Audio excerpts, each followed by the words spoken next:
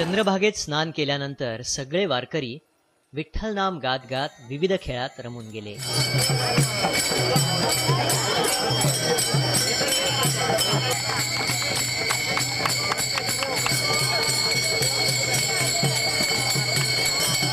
फुगडी, पिंगळा, हुतुतू, हमामी अशा अनेक खेळातून विठ्ठलाची अनोखी भक्ती दिसून आली.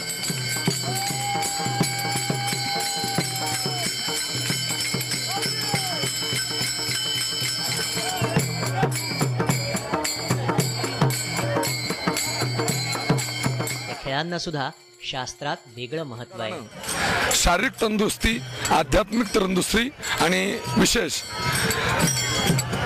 ज्ञान ग्रहण करण्याकरता आदी खेळांचा उपयोग वारकरी संप्रदायामध्ये केला जातो. वारकरी महिला विठ्ठलाप्रमाणेच चंद्रभागेचीही पूजा करतात. चंद्रभागेच्या काठी हरिहराची भेट म्हणून पांडुरंगाचं दर्शन घेऊन इथं शिवपूजा केली म्हणजे हरिहराची भेट चंद्रभागेच्या काठी होते. पुंडलिकाच्या पायाशी पुंडलिकाचं दर्शन, पांडुरंगाचं दर्शन आणि इथं शिवपूजा, शिव पार्वतीची पूजा केली म्हणजे सगळा मोक्ष पावतो, चारीधाम होतात. आषाढी एकादशीला विठुनामाच्या गजरात सगळे वारकरी तल्लीन होतात आणि वाळवंट असं फुलून जातं.